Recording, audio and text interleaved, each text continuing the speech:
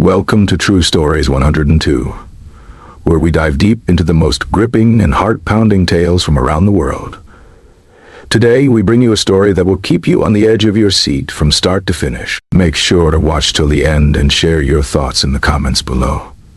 Imagine a serene day in the outskirts of Chicago, a city bustling with life and hidden secrets. Suddenly, the calm is shattered by desperate screams piercing through the silence. Jake, a 12-year-old boy who knows every alley and corner of his neighborhood, hears the cries and instinctively follows them to an abandoned railway yard. There, amidst the rusted rails and overgrown weeds, he discovers 8-year-old Emma Carter tied to the tracks, a speeding train hurtling toward her. Without a second thought, Jake springs into action, pulling Emma to safety just as the train roars past, narrowly missing them both. Relief washes over him, but in that fleeting moment, Jake senses a presence lurking in the shadows. A mysterious figure watches silently before vanishing into the darkness, leaving Jake with more questions than answers. Who would commit such a heartless act, and why? This is just the beginning of a tale filled with courage, mystery, and the relentless pursuit of truth. As Jake and Emma navigate the dangers that lie ahead, they'll uncover secrets that could change everything they thought they knew about their world. Stay tuned as we unravel this intense journey, and don't forget to like, subscribe, and hit the notification bell on True Stories 102 to never miss a story that will leave you breathless. After watching, leave a comment below with "God is always by the side, blessing and protecting those with kind and courageous hearts. God is with you all, amen." Your support helps us continue bringing you these unforgettable stories. And count 1.23. Let's start the story. The crunch of gravel beneath Jake's worn sneakers echoed in the stillness of the deserted railway yard. He had walked these tracks countless times, scavenging for scraps or letting his thoughts drift away from the chaos of the streets. It was his sanctuary, a rare corner of the world where no one expected anything from him. But today, that peace was broken by a scream.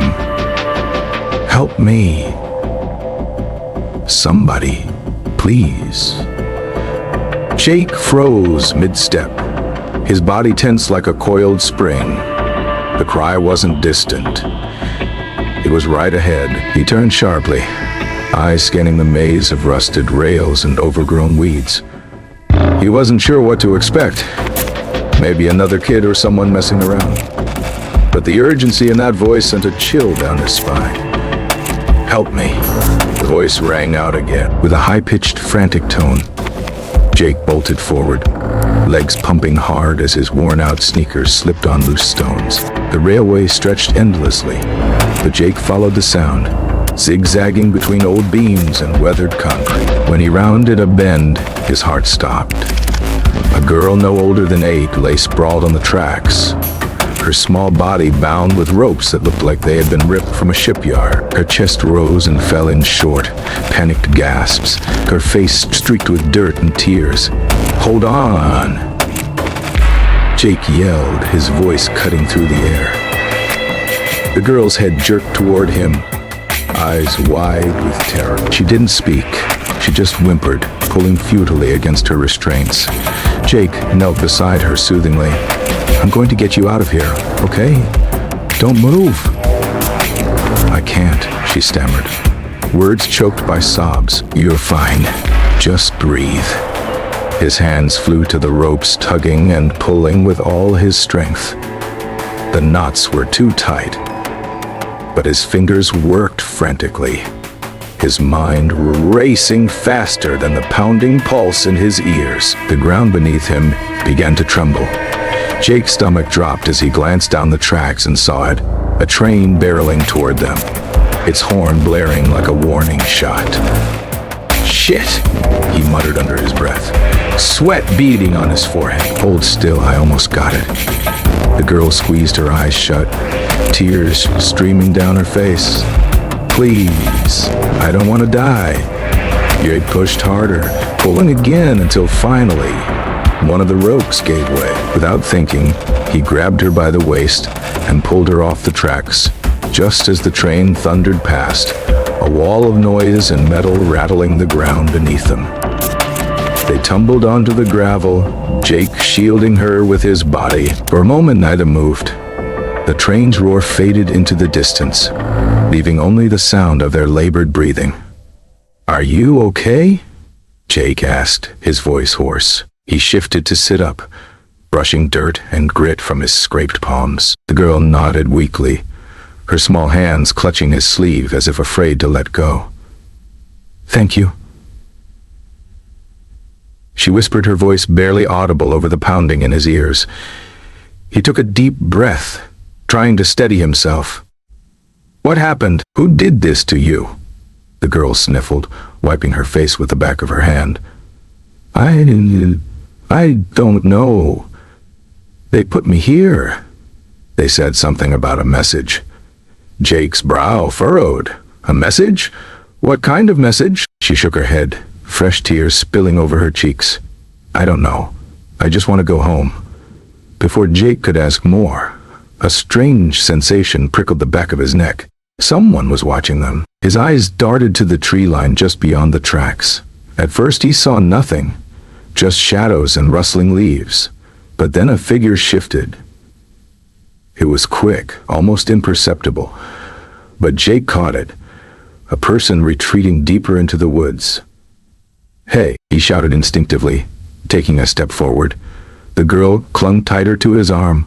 "No, don't leave me." He hesitated, eyes flicking between the trees and the girl. Whoever it was, they were gone now, swallowed by the thick underbrush. He clenched his jaw and turned back to her. "What's your name?" he asked gently, crouching so they were eye level. "I'm Emma," she said, voice shaky but steadier than before. "All right, let's get you out of here," Jake said, helping her to her feet. He dusted off her tattered dress and noticed the faint marks the ropes had left on her wrists. His stomach churned. Whoever did this wasn't just cruel.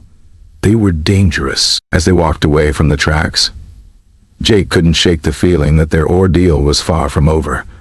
Whoever had tied Emma to the tracks had a plan, and whoever had been watching from the shadows wasn't done yet. The Carter mansion loomed like a fortress against the sprawling green hills, its pristine white walls and towering columns screaming wealth and power. But to Jake, it felt as cold and uninviting as the man waiting at the door. The booming voice of Mr. Daniel Carter cut through the quiet air as the front door swung open. He stood tall and imposing, his sharp suit and stern expression making him seem more like a statue than a father. His eyes scanned Jake briefly before locking onto his daughter. "Are you hurt? What happened?"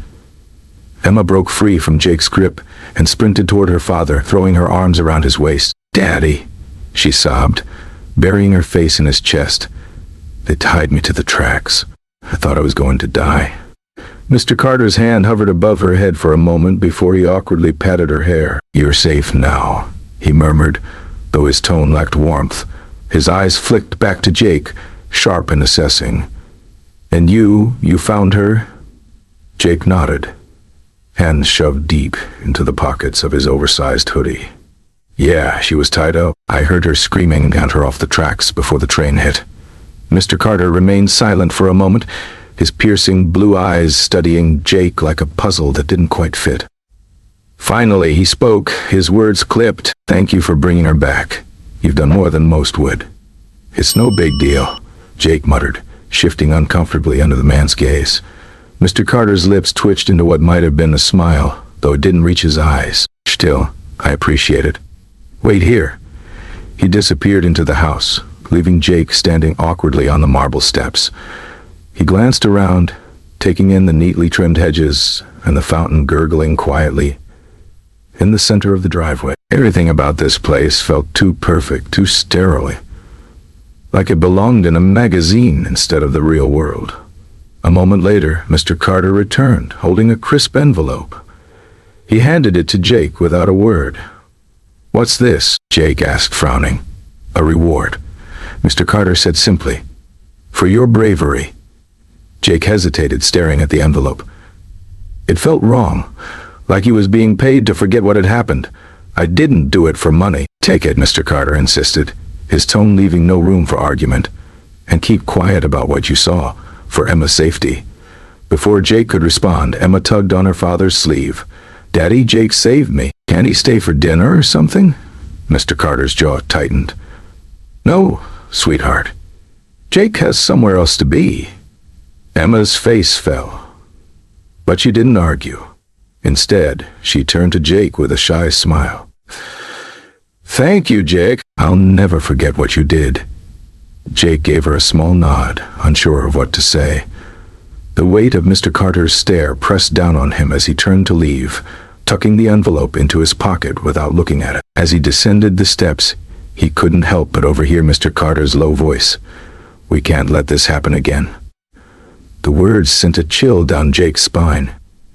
He paused at the bottom of the driveway, glancing back at the mansion. Mr. Carter had ushered Emma inside, his arm protectively around her shoulders. But the door remained ajar, just enough for Jake to catch a glimpse of something unusual.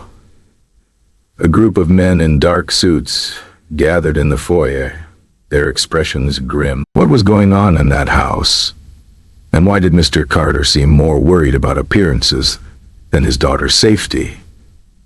Jake shook his head and kept walking, questions swirling in his mind. As he reached the edge of the property, he pulled the envelope from his pocket and opened it. Inside was a thick stack of cash, more money than he'd ever seen in his life. For a moment he considered taking it, using it to get off the streets, maybe even start fresh somewhere. But something about it felt tainted. He folded the envelope shut and stuffed it back into his pocket, thoughts returning to Emma. Who would target a little girl like that, and why? As he rounded the corner, the weight of everything that had happened settled heavily on his shoulders. The Carters might have been done with him, but he wasn't done with them. Not yet. The streets were quieter than usual as Jake made his way back to the small shelter he'd patched together under an overpass. The envelope felt heavy in his pocket, not because of its weight, but because of what it represented. He hadn't even counted it yet. He didn't need to. Whatever Mr. Carter thought he was buying, Jake wasn't selling. As he walked, his mind raced with questions. Who had tied Emma to the tracks? Why had Mr. Carter been so quick to sweep everything under the rug? And what was with the group of men in suits gathered in the mansion's foyer? The whole situation felt wrong, like a puzzle missing too many pieces to make sense. Lost in thought, Jake almost didn't notice the man standing in the shadows of the alley ahead. The figure was tall, dressed in dark clothes, and seemed to be waiting for him. Jake slowed his pace, instinct screaming at him to turn back. But before he could decide, the man stepped forward. "You're in over your head," the man said, his voice low and gravelly. Jake stiffened. "Who's asking?" The man ignored the question, his piercing gaze locking onto Jake. "You shouldn't have gotten involved with the Carters." Jake's stomach twisted, but he kept his face neutral. "I didn't get involved. I just helped a kid who needed it." The man smirked, though there was no humor in it. "Now you're part of something bigger than you realize. Word of advice. Stay away from them for your own good." "Who are you?" Jake demanded, fists clenching at his sides. The man didn't answer. Instead, he reached into his pocket and pulled out a crumpled piece of paper, tossing it at Jake's feet. "Consider this a warning." Before Jake could react, the man turned and disappeared into the darkness of the alley. Jake hesitated, heart pounding, before bending down to pick up the paper. He unfolded it and saw 4 words scrawled in jagged handwriting. "You've seen too much." A chill ran down his spine as he glanced back at the alley, half expecting the man to reappear. But it was empty. Jake stuffed the note into his pocket and took off at a brisk pace, eyes scanning the street for any signs of danger. By the time he reached his shelter, his nerves were shot. The overpass provided little comfort. Just a space with a tattered blanket and a couple of crates used as makeshift furniture. But for now, It was all he had. He sank onto the blanket, pulling the envelope of cash from his pocket and tossing it onto the crate in front of him. The note followed, the jagged handwriting staring back at him like an accusation. Too much, he muttered to himself. What does that even mean? His thoughts drifted to Emma. She had looked so scared, so fragile, but there'd been something else in her eyes, too. Something that didn't sit right. It wasn't just fear. It was confusion. Like she didn't fully understand what had happened to her. And then there was Mr. Carter. Jake couldn't shake the image of the man standing in his immaculate foyer, surrounded by those men in suits. His words echoed in Jake's head. We can't let this happen again. What did he mean by that? What did he mean? Jake ran a hand through his hair, frustration bubbling up inside him. He had questions but no answers. And now some stranger was telling him to stay away, or else. His eyes fell on the envelope of cash again. It could change everything for him. Get him off the streets, maybe even give him a fresh start. But something about it felt wrong. Taking the money would mean walking away, letting the Carters and their secrets stay buried. He picked up the note, reading the words again. The jagged letters seemed to pulse with urgency, like a warning. You've seen too much, Jake whispered. I haven't seen enough. Determination hardened his features. Whatever the Carters were hiding, it was big, and if they thought they could scare him into silence, they didn't know who they were dealing with. The sound of footsteps snapped him out of his thoughts. He froze, ears straining to catch the noise again.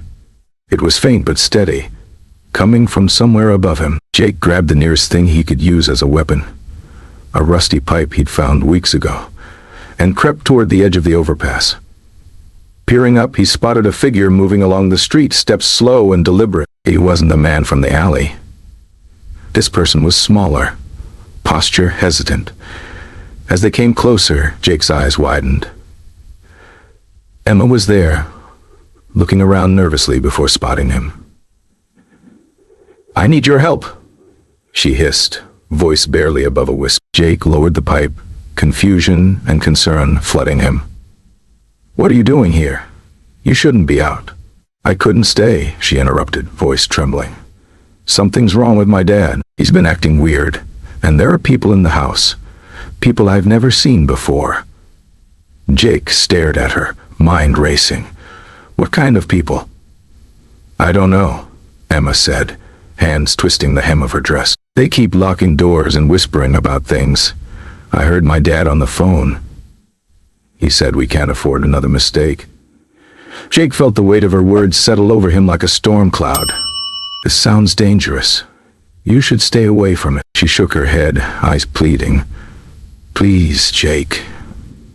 You're the only one I trust. He hesitated, instinct screaming at him to walk away, but something about the desperation in her voice made it impossible to refuse. Okay, he said finally, but if we're doing this, we're doing it smart. No more running off by yourself. Got it, Emma nodded, relief washing over her face. Got it. Jake glanced back at the envelope of cash on the crate. Whatever this was, it wasn't going to be easy. But he had a feeling it was just the beginning. The Carter mansion looked different at night. A shadow of itself. The pristine white walls that gleamed under the sun now appeared cold and forbidding, their grandeur muted by the dim glow of scattered lights. Jake and Emma crouched behind a line of trimmed hedges, breaths visible in the chilly air. Are you sure about this? Jake whispered, eyes scanning the property. Emma nodded, expression resolute despite the tremble in her hands. I have to know what's going on. They've been keeping secrets, locking doors, having meetings late at night. My dad's hiding something. Jake exhaled, breath clouding in front of him.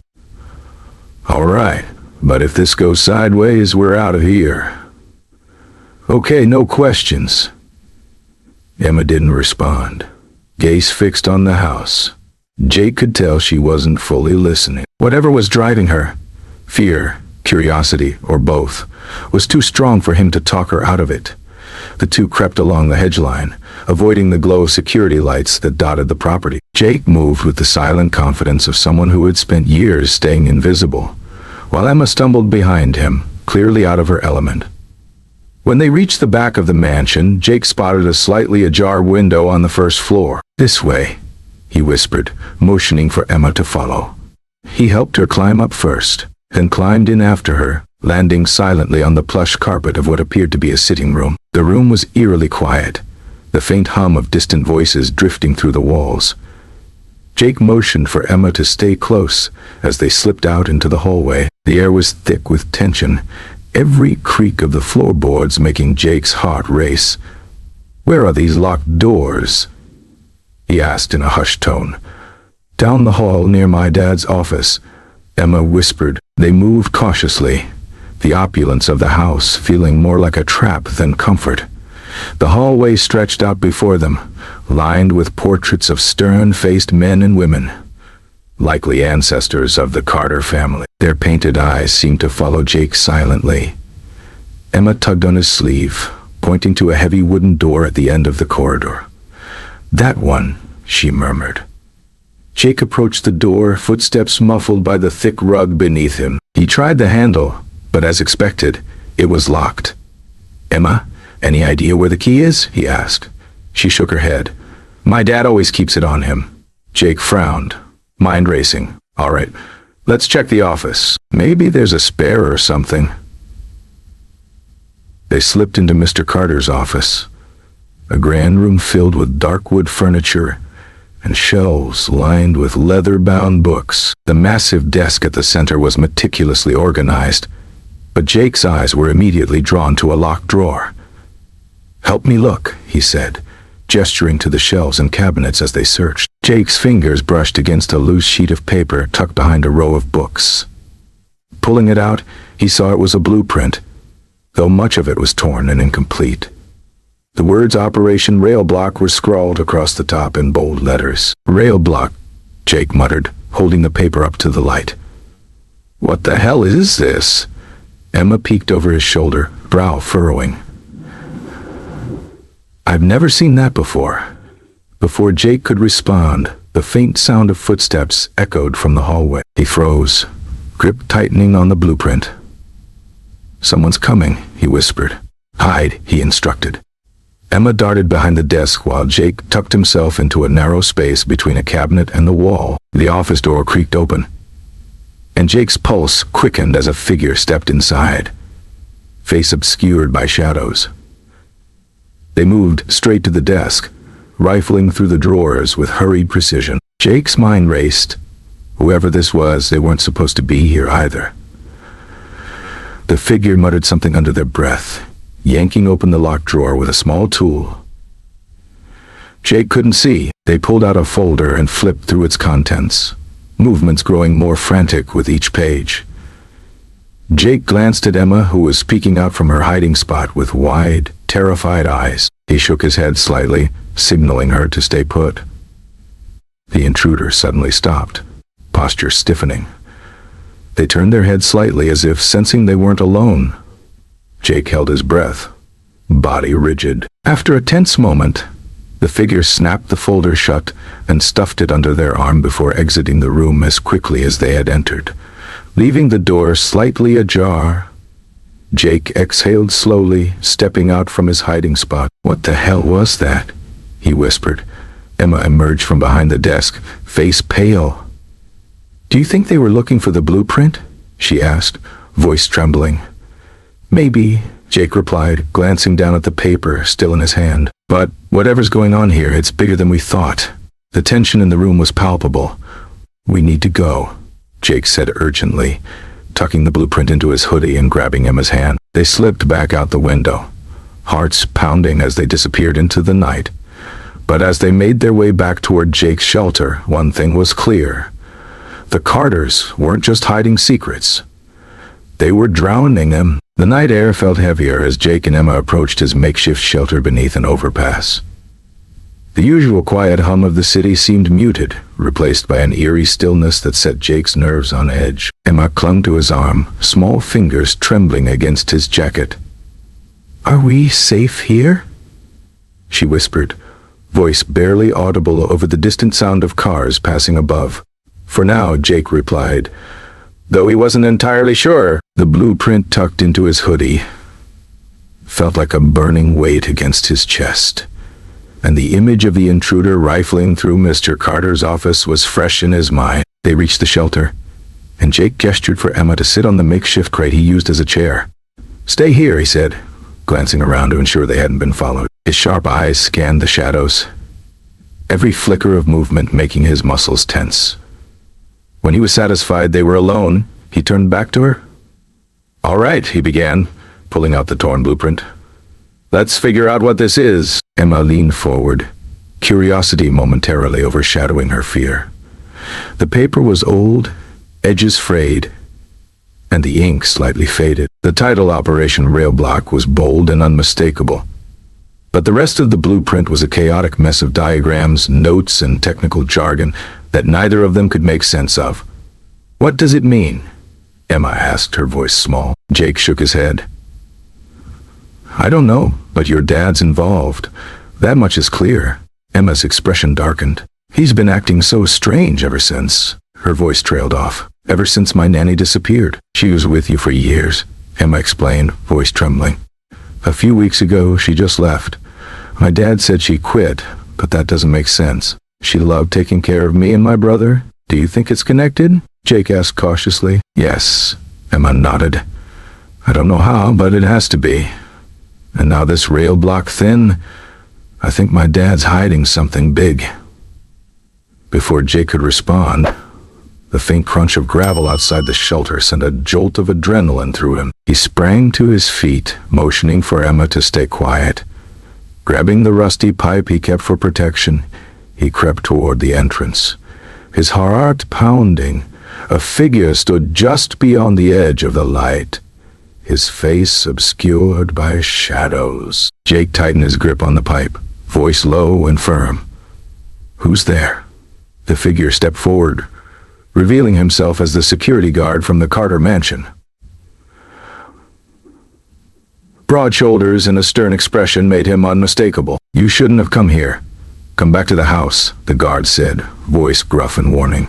"And you shouldn't have taken that blueprint," he added. "Why? What's so important about it?" The guard didn't answer, his gaze flicking to Emma. "You're both in over your heads. If you know what's good for you, you'll drop this and walk away." "Not happening," Jake shot back. "If this is about Emma, I'm not walking away from anything." The guard's shoulders slumped slightly. "You don't understand what you're messing with. There are people watching, people who won't hesitate to handle the situation if they think you're a threat. Who are you?" Jake demanded. "Who tied Emma to those tracks?" The guard hesitated, jaw tightening. "I've already said too much. Just be careful. That's all I can tell you," he replied before turning and walking away, footsteps fading into the distance. Jake stood frozen for a moment, pipe still clutched in his hand, before lowering it with a frustrated sigh. "What did he mean?" "People watching?" Emma asked, voice shaking. Jake shook his head. "I don't know, but we're not backing off. Whatever's going on, your dad's in the middle of it, and we're going to figure it out." Emma's gaze dropped to the blueprint in his hand. "What if it's too dangerous?" Jake crouched down in front of her, expression serious. "Dangerous or not, someone tried to hurt you. If we don't figure this out, they might try again. I'm not going to let that happen." Emma nodded, fear giving way to determination. "Okay, what do we do next?" Jake glanced at the blueprint, mind racing. The diagrams and notes were too complex for him to understand, but one thing stood out. A small mark on the edge of the page that looked like a location. He traced his finger over it, eyes narrowing. "This might be a map," he muttered. "If it is, we need to find out where it leads." Emma peered at the mark, brow furrowing. "That looks like the old train yard. My dad used to take me there when I was little. He said it was where he started his business." Jake's stomach churned. "Then that's where we're going." The resolve in his voice left no room for argument. As the two of them prepared to set out, Jake couldn't shake the feeling that the train yard held answers they weren't ready for. But if there was one thing he was sure of, it was this. They couldn't turn back now. The old train yard loomed ahead, its silhouette jagged and eerie against the early morning light. Rusted train cars stood like forgotten relics, their once bright paint now chipped and peeling. Weeds pushed through the cracked concrete, and the faint smell of oil hung in the air. Jake stopped at the edge of the yard, sharp eyes scanning the scene for any sign of movement. "Are you sure this is the place?" Emma whispered, clutching his sleeve. Jake nodded, pulling the torn blueprint from his hoodie. "This mark here matches the layout of the train yard. If this rail block thing has anything to do with your dad, we'll find clues here." Emma glanced nervously at the rows of abandoned cars. "It doesn't look like anyone's been here for years. Looks can be deceiving," Jake muttered. He folded the blueprint and stuffed it back into his pocket. "Stay close to me and don't make a sound." They crept into the yard, weaving between rusting train cars and piles of discarded equipment. Every creak of metal and crunch of gravel beneath their feet set Jake's nerves on edge. As they approached the center of the yard, Emma tugged on his arm. "Jake, look." She pointed to a small shed nestled between two train cars. A faint light flickered inside, barely visible through the grime-covered windows. Jake frowned. "Someone's here. Do you think it's my dad?" Emma asked, voice trembling. Only one way to find out. Gripping the rusty pipe he'd brought with him, Jake motioned for her to stay back as he crept toward the shed. The door was slightly ajar, and muffled voices could be heard from inside. Peeking through the crack, he saw two men huddled over a table covered in papers and tools. One was burly with a thick beard and a permanent scowl. The other thinner, wearing glasses and a nervous expression. They were speaking in hushed tones, but Jake caught snippets of their conversation. "Beasting phase not ready yet," the thinner man said, voice shaky. "We don't have time," the bearded man growled. "The boss wants results now. If Carter doesn't deliver, we're all screwed." Jake's heart skipped a beat. Carter. They were talking about Emma's dad. But what did they mean by results in testing phase? He leaned closer, trying to catch more, but his foot slipped on a loose rock. The sound echoed loudly, and both men snapped their heads toward the door. "Someone's out there," the bearded man barked, reaching for a nearby wrench. Jake ducked down. "Mind racing?" "We have to go now," he whispered to Emma. But before they could move, the shed door slammed open, and the bearded man stepped out, eyes scanning the yard. "I know you're out here," he shouted, voice echoing off the rusted train cars. "Come out, and maybe I won't break your legs." Jake grabbed Emma's hand and pulled her deeper into the yard, weaving between the train cars in a desperate attempt to stay out of sight. The bearded man's heavy footsteps followed, growing louder with each passing second. "We're not getting out of here without being seen," Jake whispered, voice tight with urgency. He spotted an open train car a few feet away and motioned toward it. "In there, hurry!" They scrambled inside, pulling the door shut just as the man rounded the corner. Jake held his breath, pressing his ear against the cold metal wall.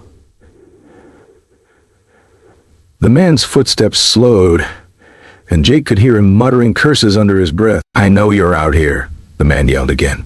"You don't know who you're messing with." Emma clutched Jake's arm, small fingers digging into his sleeve. "What do we do?" she whispered. Jake's mind raced. They couldn't stay hidden forever, but confronting the man wasn't an option. He glanced around the train car, eyes landing on a pile of old tools and scrap metal. An idea sparked. He grabbed a rusted bolt and tossed it toward the far end of the yard. It clattered against the concrete, and the man immediately turned toward the sound. "There you are," he bellowed, running in the opposite direction. Jake seized the opportunity, pulling Emma out of the train car and toward the yard's perimeter. They ran as fast as they could, breaths coming in ragged gasps. When they finally reached the safety of the tree line, Jake collapsed against a tree, chest heaving. "That was too close," he muttered, wiping sweat from his forehead. Emma leaned against the trunk beside him, face pale. "Who are those men, and what were they talking about?" Jake pulled out the blueprint again, eyes narrowing as he studied it. "I don't know, but they mentioned your dad, and this blueprint, it's part of whatever they're planning. Emma's lip quivered. "Do you think my dad's in trouble?" Jake hesitated. "Maybe. Or maybe he's the reason we're all in trouble." Her eyes widened, tears threatening to spill. "No, my dad wouldn't hurt anyone. He's just stressed." Jake wanted to believe her, but the pieces didn't fit. The men in the shed had sounded desperate, and whatever they were working on wasn't something innocent. "We'll figure it out," he said firmly. "But we have to be smart about this. If they find out we were here." They approached the back gate of the Carter mansion, Emma pointing to a smaller, rarely used door. "This leads to the kitchen," she whispered. "No one will see us inside." The house was eerily quiet. The faint hum of the refrigerator and the distant tick of a clock, the only sounds.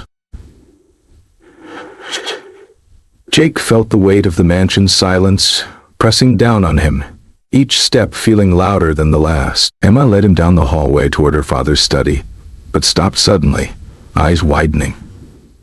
"Wait," she said softly, motioning toward a door slightly ajar. "That's the nanny's old room."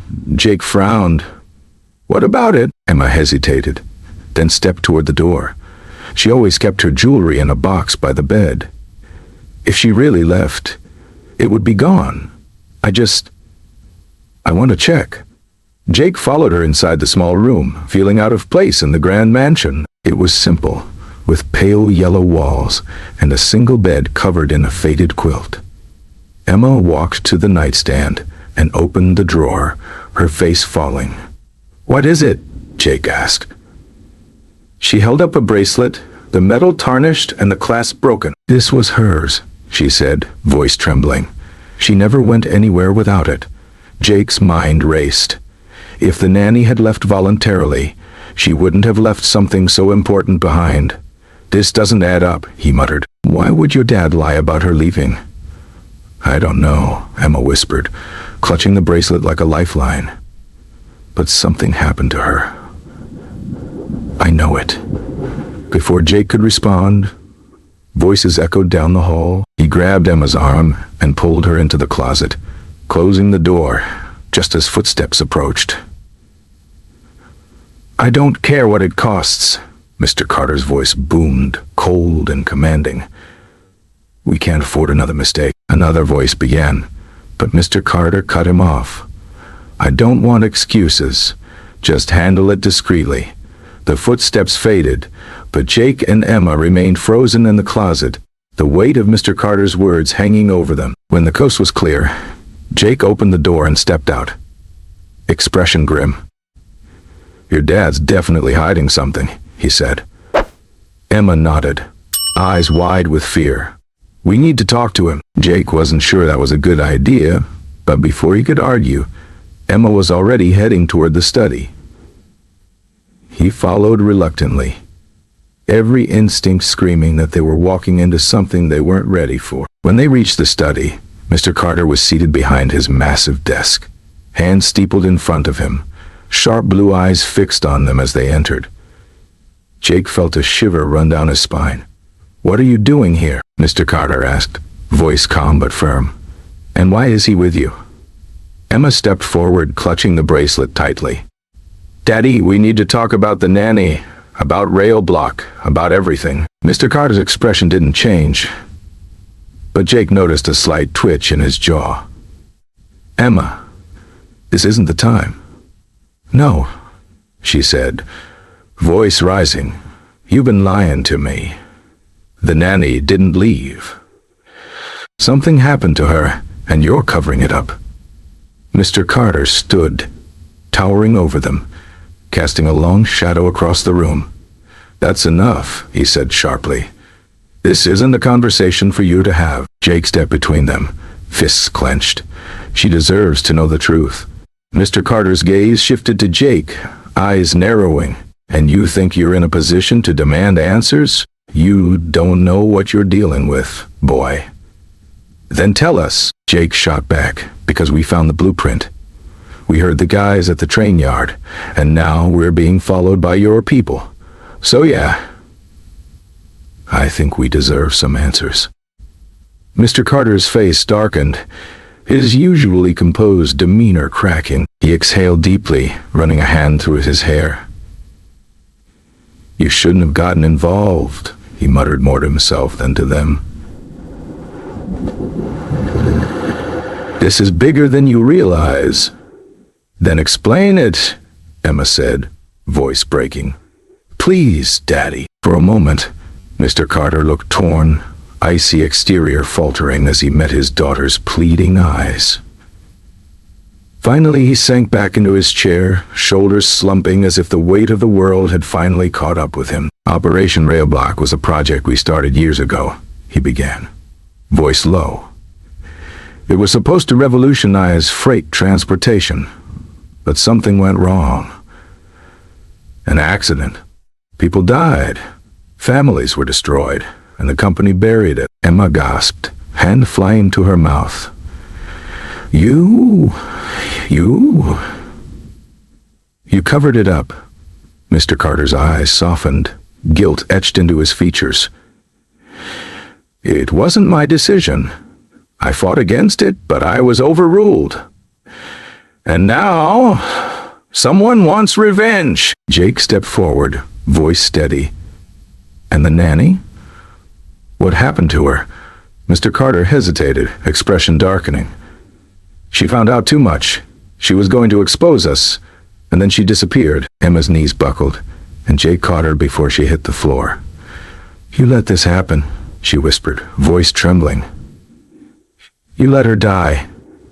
Mr. Carter didn't answer, his silence louder than any confession. Jake glared at him, anger bubbling in his chest. "You think you can fix this by burying the truth? It's too late for that."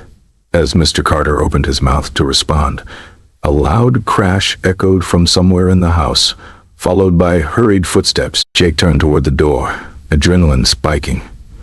"Looks like someone doesn't want us to have this conversation," he said grimly. "We need to get out of here now." The crash echoed through the mansion, a sharp shattering sound that sent adrenaline surging through Jake's veins. He tightened his grip on Emma's arm, pulling her closer as hurried footsteps reverberated down the hall. "What was that?" Emma whispered, voice trembling. "Trouble," Jake muttered. He turned to Mr. Carter, who had already moved toward a panel on the wall. With the press of a button, the house's security system came to life, a low mechanical hum filling the air. "Stay here," Mr. Carter ordered, tone clipped. He grabbed a small handgun from a drawer in his desk, expression hardening. "I'll handle this." "No way," Jake snapped. "You're not leaving us alone in here."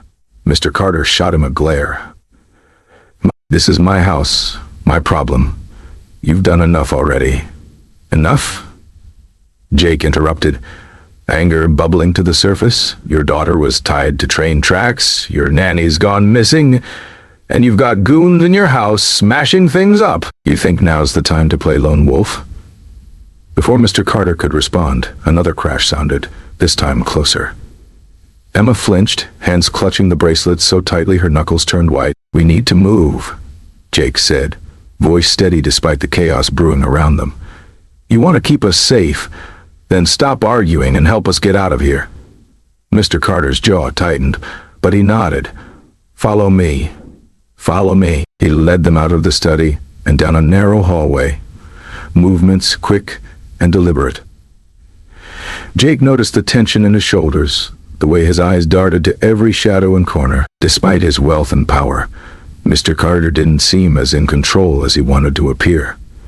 As they turned a corner, Jake caught a glimpse of two men in dark clothing rummaging through the dining room. One looked up, eyes locking onto Jake for a split second before he shouted to his partner, "They're here!" "Run!" Jake barked, grabbing Emma's hand and sprinting down the hall. Mr. Carter followed, grip tightening on the gun as he glanced over his shoulder. The trio barreled through the mansion, the intruders' footsteps growing louder behind them. "We can't outrun these guys forever," Jake thought, mind racing. Hiding in a house this big would only buy them a little time.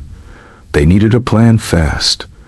They found themselves in a spacious pantry, Robert, Mr. Carter's right-hand man, hissed, "Shove open the door to the pantry!" He ushered them inside and quietly shut the door, plunging them into darkness. The sound of heavy boots grew louder, then stopped just outside. They couldn't have gone far. One of the men said, "Check every room." Jake held his breath, heart pounding in his ears. Beside him, Emma clung to his arm, small frame trembling against his. "We can't stay here," Jake whispered, voice barely audible. "They'll find us." Robert nodded, expression grim. "There's a service exit through the kitchen. If we can make it there." A sudden creak cut him off, followed by the unmistakable sound of the pantry door handle turning. Jake's stomach dropped. They were out of time. Before the door could swing open, Jake grabbed a heavy jar from one of the shelves and hit the light switch. The room flooded with bright light just as the door opened, momentarily blinding the intruder. Jake didn't wait. He charged forward, slamming his shoulder into the man and sending him sprawling. "Go!" he shouted to Emma and Robert. They bolted past the stunned man, Jake close behind. The second intruder appeared at the end of the hall, but Robert raised the gun and fired a warning shot into the air. The man ducked, giving them just enough time to sprint toward the kitchen. The service door came into view, its metal surface a beacon of hope in the chaos. Robert threw it open and they spilled out into the crisp night air. Jake barely had time to register the chill against his skin before more footsteps sounded behind them. Into the trees. Robert, Emma whispered, voice shaking. "We can't keep running forever." "Yeah, well, maybe they wouldn't be chasing us if you told us the whole truth from the start," Jake snapped, eyes blazing with determination. "We don't let them win." They reached the crash site by late afternoon. The landscape was overgrown, nature reclaiming what had once been a bustling rail line. The twisted remains of the derailed train sat like a rusting monument to the disaster, its metal shell warped and broken. Emma stared at the wreckage, eyes wide. Emma stared at the wreck. "This is where it happened," Robert nodded, face drawn. 20 people died here. Workers, engineers, innocent people who trusted us. Jake scanned the area, instincts on high alert. If this place has been abandoned for years, why are there fresh tire tracks? Robert followed his gaze, expression darkening. "Someone's been here recently?" The group moved cautiously toward the wreckage, footsteps crunching on the gravel as they approached the train. Jake spotted something out of place, a small metal box half buried under a pile of debris. He crouched down, brushing the dirt away to reveal a keypad on the front. "What's this?" he asked, looking up at Robert. Robert's face paled. "It's a storage module we used to store sensitive data during the project." Jake's pulse quickened. "So there's information in here about Railblock." Robert crouched beside him. "Yes, but without the code, it's useless." Jake frowned, mind racing. "What kind of code are we talking about? A password? A key? A numeric code?" Robert explained. "It's usually tied to project documentation." Jake pulled out the blueprint, scanning it for anything resembling a numeric sequence. His eyes landed on a small string of numbers scrawled in the corner.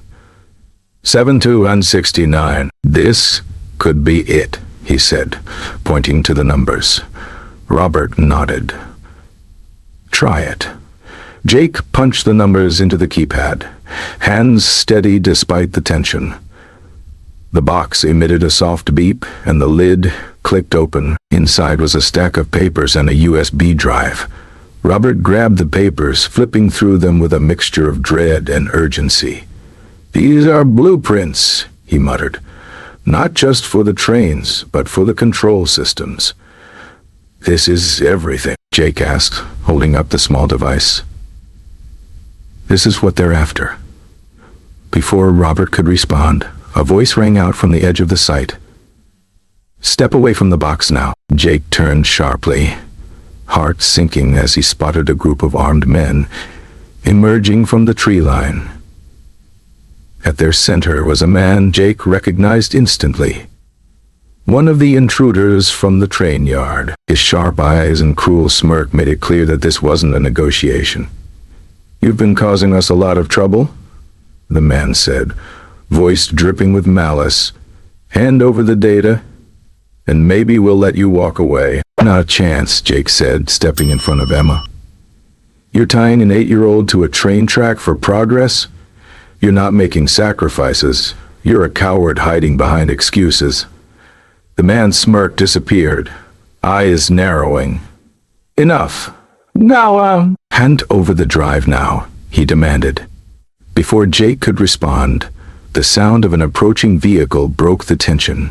A beat-up truck barreled onto the scene, screeching to a halt between Jake's group and the armed men. The doors flew open, and out stepped 2 figures. Jake didn't expect to see them. It was the security guards from the train yard. "You're not touching that kid," the taller one said, voice shaking but resolute. "Not while we're here." The standoff grew more intense, the air charged with spoken threats. Jake glanced at Robert, who gave a slight nod. They needed to act now. Emma handed him the USB drive. "Get to the truck, use your laptop to upload the files. Send it to everyone you can. News stations, blogs, anyone who listens." Her eyes widened. "What about you?" "We'll hold them off," Jake said firmly. As the progress bar on the laptop and the truck crept closer to completion, the intruders advanced. Emma finished uploading the files.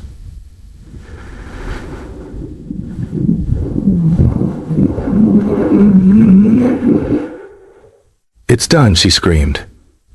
"They know now," Jake said, shoving the man off him and scrambling to his feet. The intruders froze, leader staring at the truck in disbelief. "You lost," Jake said, voice steady despite the exhaustion gripping him. "It's over." The stranger's expression hardened, but he said nothing. Instead, he turned and walked back to his SUV, signaling his men to retreat one by one, leaving Jake, Emma, Robert, and the workers standing amidst the wreckage. A photograph was handed to Jake by Emma, of the nanny smiling brightly with a small note scribbled on the back. "Thank you for not giving up. You'll find her where the sun sets." Jake stared at the note, mind racing. "Do you think she's alive?" Emma peered over his shoulder, voice trembling. "I don't know," Jake said, grip tightening on the photo. "But we're going to find out." As the sun dipped below the horizon, casting the city in golden light, Jake felt a familiar spark of determination. Their journey wasn't over, but they had each other, and together there was nothing they couldn't face. In the months that followed, investigations were launched, arrests made, and Robert Carter found himself at the center of a storm. Reporters camped outside the Carter mansion, cameras flashing relentlessly as Robert gave a brief statement. "I take full responsibility for my part in this tragedy. I allowed greed and ambition to blind me to the consequences of my actions. To the families who lost loved ones, I am deeply sorry. I will cooperate fully with the investigation and do everything in my power to make amends." Watching the press conference from the small community center where Jake had found temporary shelter, he couldn't help but feel a pang of respect for Robert. The man who had once seemed so cold and untouchable was now facing his demons head-on. "He's trying," Emma said softly, sitting beside Jake. "Do you think people will forgive him?" Jake shrugged, eyes fixed on the screen. "That's not up to me.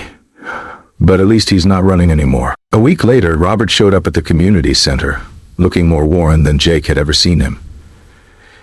His tailored suit hung looser than before, deep circles under his eyes. "Jake," he said quietly, but firmly. Jake crossed his arms, posture guarded. "What's left to say?" Robert took a deep breath, shoulders sagging. "I owe you an apology. And more than that, I owe you a chance. A chance for what?" "To start over," Robert replied. "I've spoken with the investigators.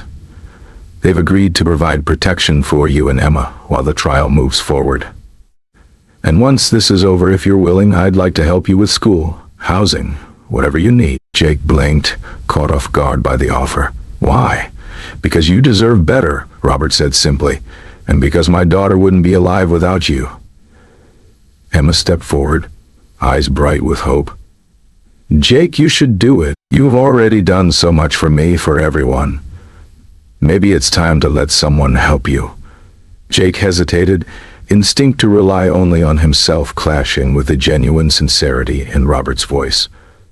Finally, he nodded. All right, but on one condition.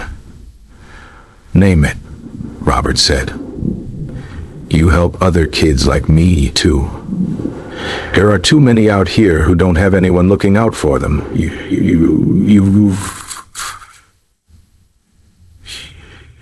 Use them.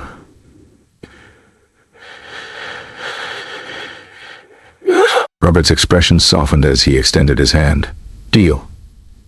Jake shook it, the gesture carrying more weight than either of them could express. The months that followed were a whirlwind. Jake and Emma were placed under protective custody as the investigation unfolded.